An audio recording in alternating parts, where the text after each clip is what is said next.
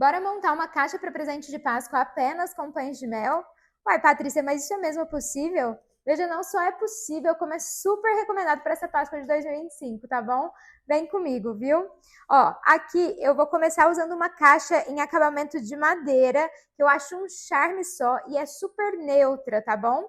A gente começa forrando essa base com papel de seda, porque acabamento é tudo, e coloca um petit mel, que é um dos nossos produtos derivados que mais saem por aqui.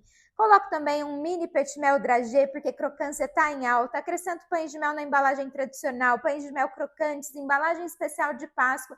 E temos uma caixa para presente, tamanho família, com os melhores pães de mel da vida.